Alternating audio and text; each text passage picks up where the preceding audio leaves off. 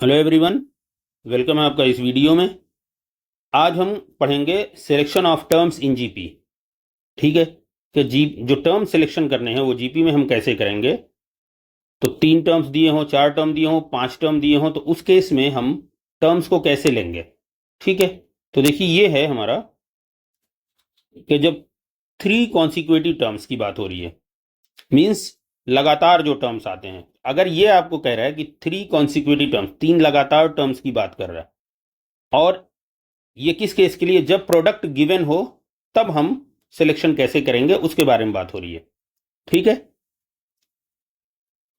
तो 3 consecutive terms are, जब product given होता है और अगर 3 टर्म्स की बात होती है कॉन्सिक्यूटिव टर्म्स की, तो हम टर्म्स जो लेंगे कैसे लेंगे, ए अपान आर, ए आर। ठीक है, और उसी तरह जब 4 कॉन्सिक्यूटिव टर्म्स चूज करना हो आपको, तो आप कैसे चूज करेंगे, A upon R cube, A upon are, A R cube. Okay, और जब 5 टर्म्स आपको चूज करना है तो आप कैसे चूज करेंगे, 5 consecutive terms are a upon r square, a upon are, A r square. देखिए इनके बीच में जब आप कॉमन रेशियो चेक करेंगे तो आर गैप है, मीन्स आर से डिवाइड आप कर रहे हैं या आप कहीं आर से मल्टीप्लाई करते जा रहे हैं। ठीक है, इधर से लें तो आर से आप मल्टीप्लाई करते जा रहे हैं, यहाँ पे आर स्क्वायर से आपने मल्टीप्लाई कर दिया। ठीक है, यहाँ पे आर से आपने मल्टीप्लाई किया। तो ये आपको याद रखना है कि 4 कॉन्सिक्यूटिव टर्म्स हैं, अगर प्रोडक्ट गिवन है तो आप इस तरह टर्म का सिलेक्शन करेंगे। 5 कॉन्सिक्यूटिव टर्म्स है तो आप इस तरह टर्म्स का सिलेक्शन करेंगे, और 3 कॉन्सिक्यूटिव टर्म्स है और प्रोडक्ट गिवन है। ठीक है, यहाँ पे हम लिख लेते हैं if product is given, if product is given. ठीक है, तो आप टर्म को ऐसे सेलेक्ट करेंगे। लेकिन अगर प्रोडक्ट गिवन नहीं है तो उसके लिए हमने ये नोट लिख दिया है कि note, if the product of the term is not given then the consecutive terms should be a r square. जो भी हम, जो हमारी जीपी का एक जनरल फॉर्म होती है ए आर स्क्वायर, ए आर क्यूब। तो इस तरह हम टर्म का सिलेक्शन करेंगे। मतलब कॉन्सिक्यूटिव टर्म्स नहीं दिया है तो हम ये सिलेक्शन करेंगे, सॉरी कॉन्सिक्यूटिव टर्म्स कोई गिवन हो लेकिन प्रोडक्ट गिवन नहीं हो। ठीक है, तो हम टर्म का सिलेक्शन ऐसे करेंगे। ओके, चलिए अब इस पे क्वेश्चन कर लेते हैं। ये हमारा है क्वेश्चन 1। ठीक है, इसका सॉल्यूशन,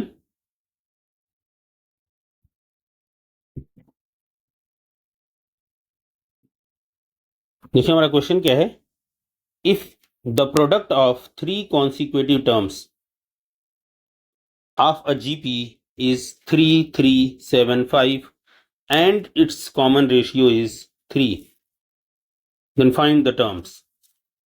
ठीक है, प्रोडक्ट यहाँ पे गिवन है कॉन्सिक्यूटिव टर्म्स का। तो हमने आपको कहा था जब 3 कॉन्सिक्यूटिव टर्म्स के प्रोडक्ट गिवन हो तो उस केस में हम जीपी के टर्म्स कैसे सेलेक्ट करते हैं।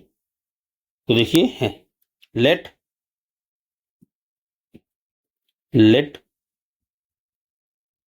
द 3 कॉन्सिक्यूटिव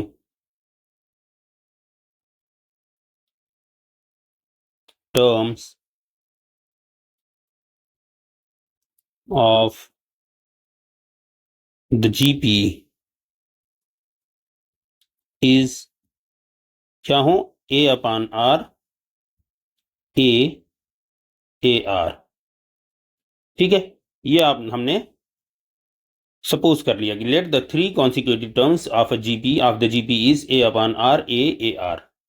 अब हम कहेंगे अकॉर्डिंग टू क्वेश्चन, देखिए यहाँ पे according to question,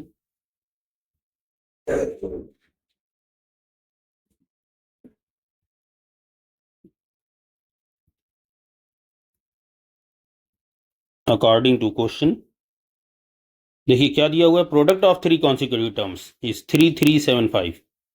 that means a upon r into a r, this is 3375।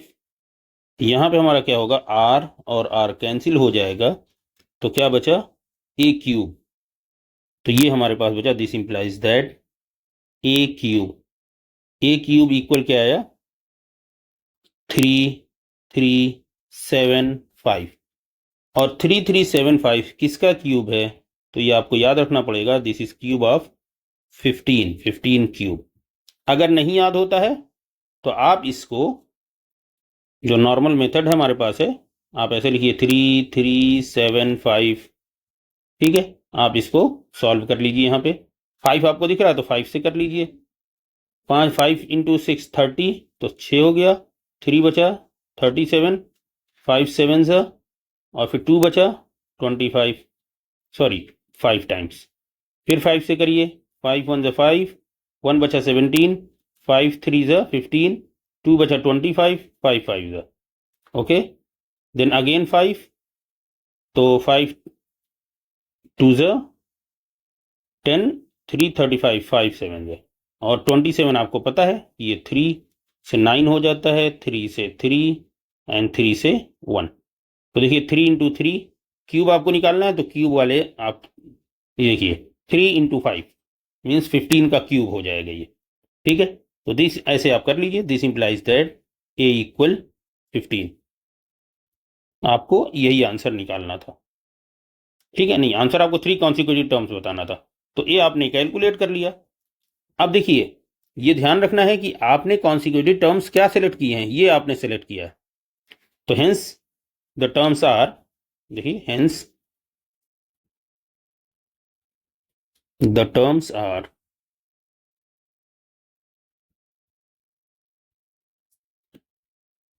अच्छा, ये आर भी तो कैलकुलेट हमें करना है।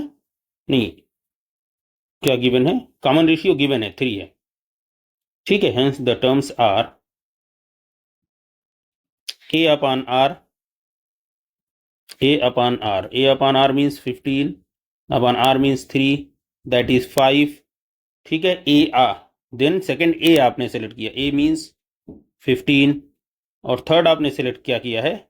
a r means 15 into 3, that is 45। तो हमारा आंसर यही हो जाएगा। Hence the terms are, and the terms are the 3 consecutive term, the 3 consecutive